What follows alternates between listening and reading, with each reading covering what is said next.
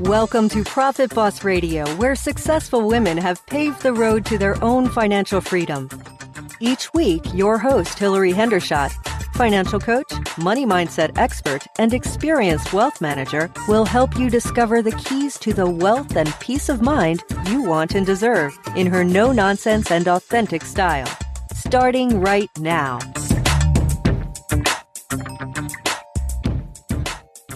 Welcome to Profit Boss Radio. I'm Hilary Hendershot, your host.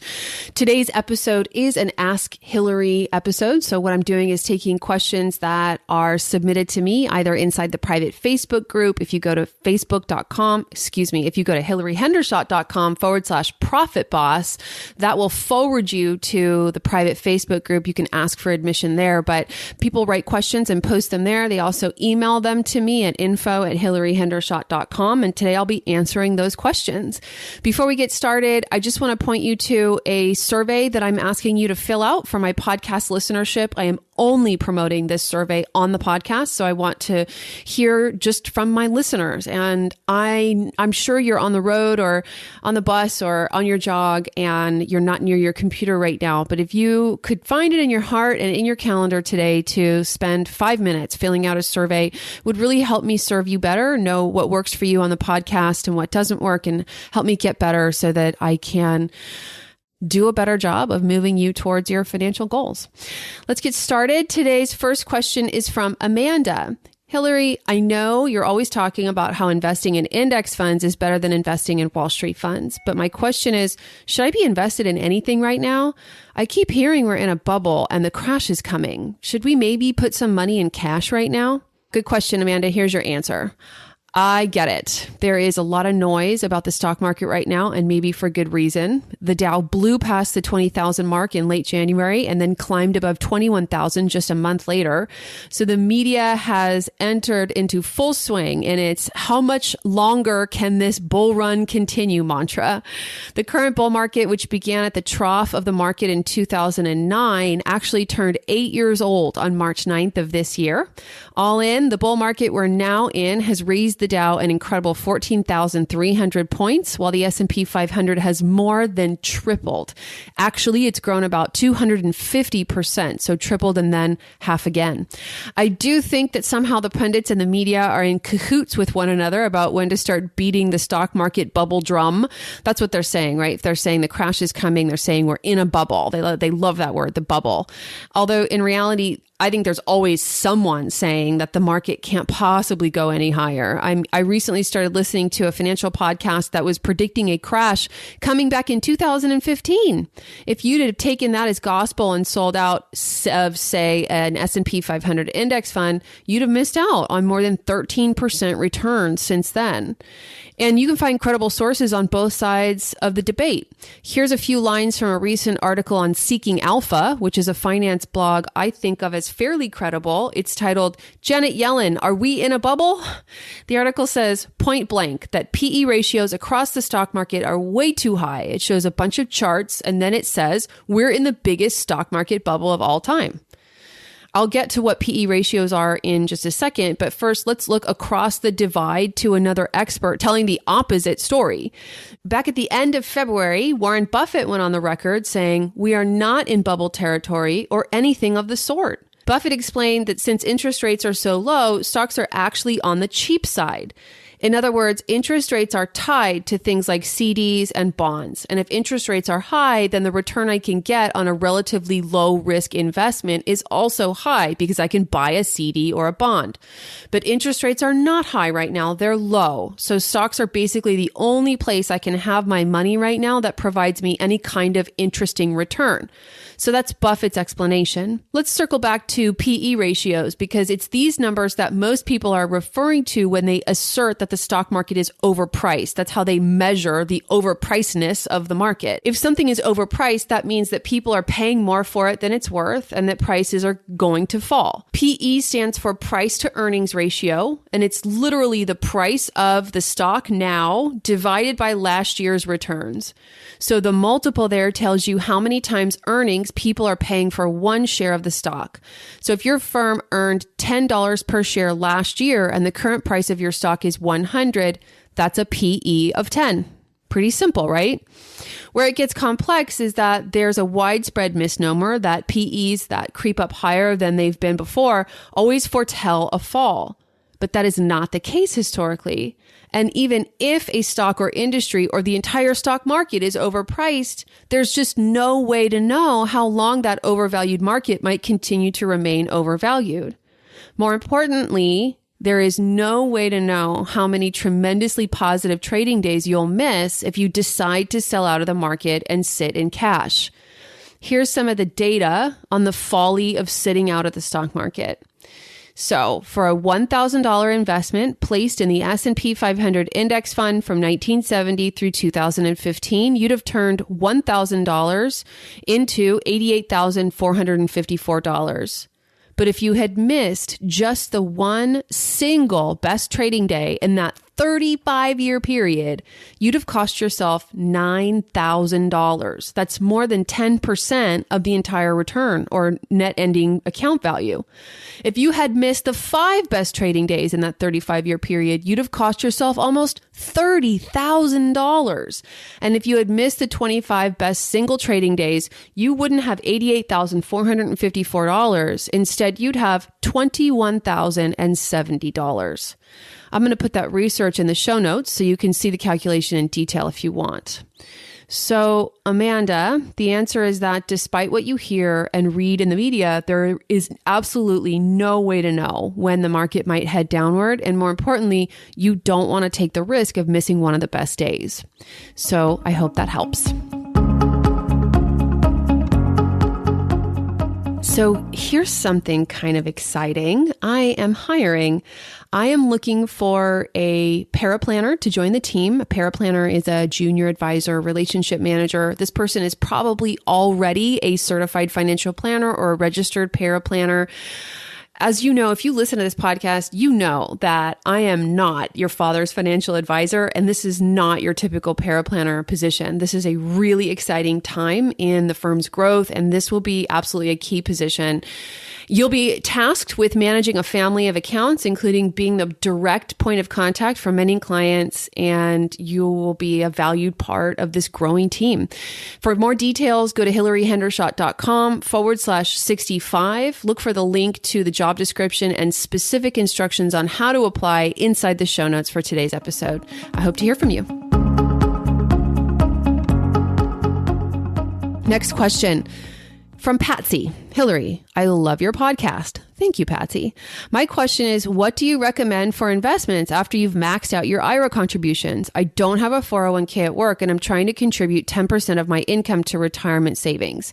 I don't have any debt except for mortgage debt. I currently save extra in 2 Vanguard tax-exempt funds. Is that a good strategy? My answer to Patsy. First, thank you for loving the podcast.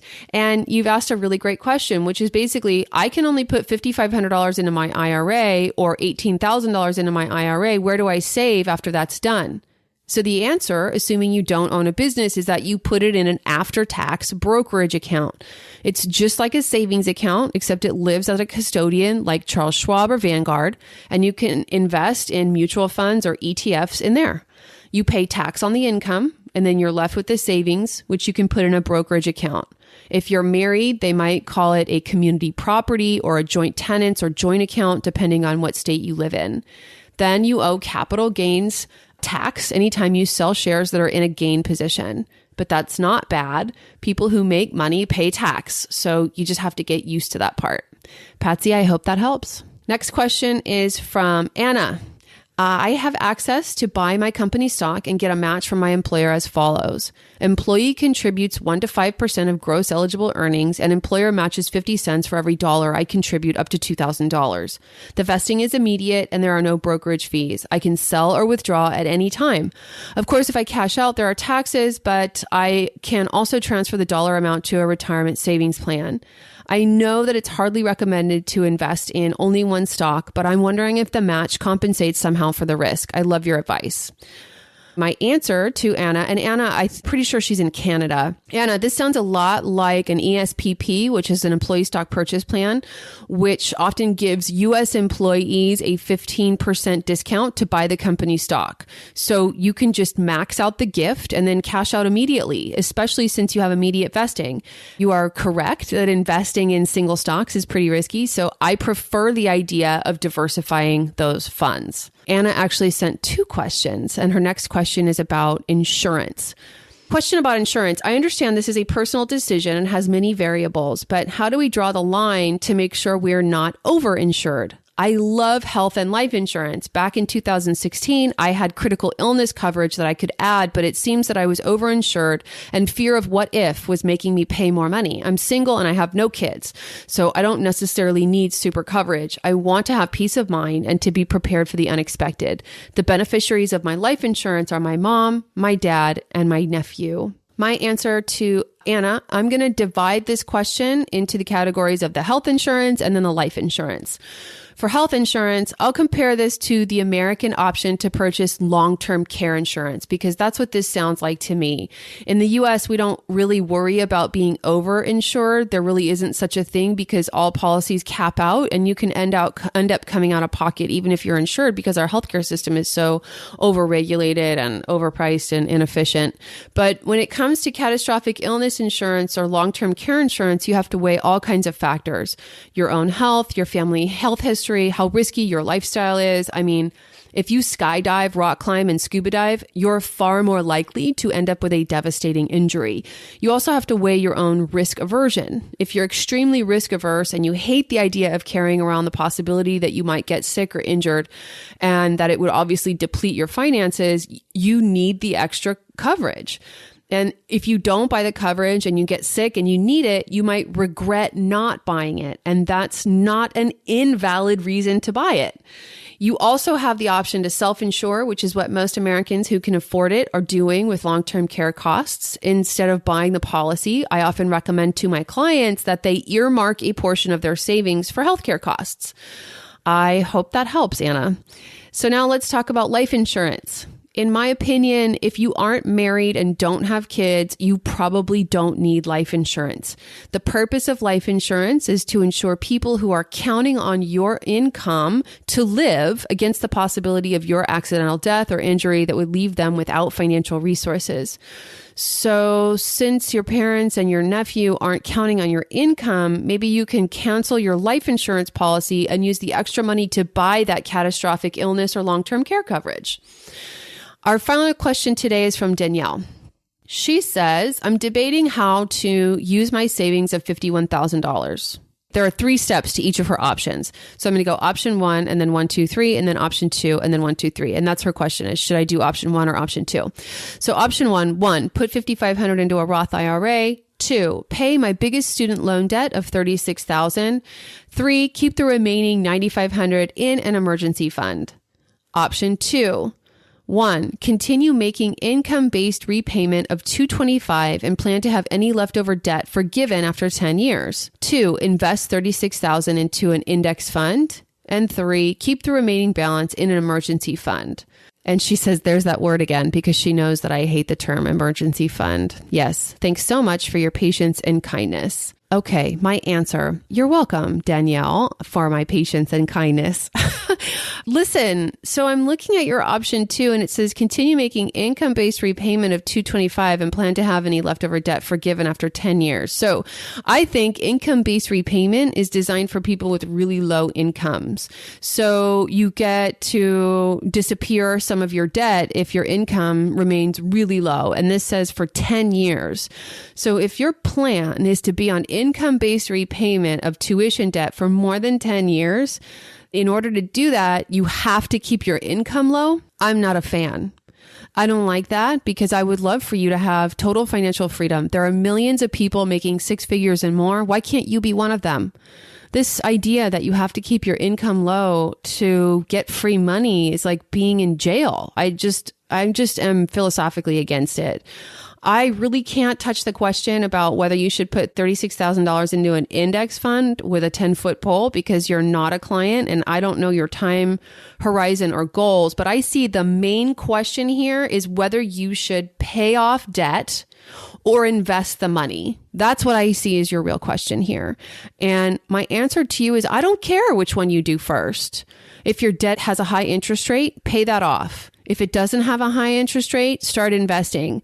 Both of those actions are going to increase your net worth, and that's what I'm really interested in. The debt has you have a negative net worth, and the investment has you have a positive net worth. But no matter where you put it, your net worth is going to be impacted the same. The key is don't spend it. Danielle, thank you so much for your question, and thanks for being a Profit Boss. I hope you've enjoyed this episode of Profit Boss Radio, and I would love to receive your financial questions at info@hilaryhendershot.com, or again, join us in the private Facebook group, and we'll see you there. Hey, Profit Boss. Yes, you. Lean in here. I've got something to tell you. Do you remember that movie Mean Girls with Lindsay, whatever her name is, and the fabulous Tina Fey? It was all about this group of in-girls, the Plastics. And Lindsay Lohan plays the new girl who wants desperately to be part of the clique. You get the picture. Tina Fey was hilarious in that, by the way. Did you know she wrote it? Anyway, I want to tell you about another group on Facebook. It's nothing like the Plastics. I mean, come on, we're not in high school anymore. And seriously, it's much cooler to lift each other up instead of tearing each other down, don't you think? Because as we all know, as women, it can be tough to know who to trust when it comes to getting real about money. That's why I'm so proud of all the courageous women in the Profit Boss Facebook group. It's kind of like hanging out with your best friends. You know, ladies who've earned the right to be called your friend because you're not afraid to show a little bit of vulnerability. It's like that. And by the way, we let the men join too. So if you want to be part of a group of wholehearted women and men who aren't afraid to grow and support each other, give us a visit and bring your friends. Just go to hilaryhendershot.com/Profit Boss and you'll immediately be redirected to a place where you can request admission, which we will give you willingly. I'll see you on the inside. Thank you for listening to Profit Boss Radio, where creating success on our own terms happens every day. You're not alone in your journey to a rich life, and that's why Hilary is here to add value in each and every episode. See you next time on the podcast for women and money.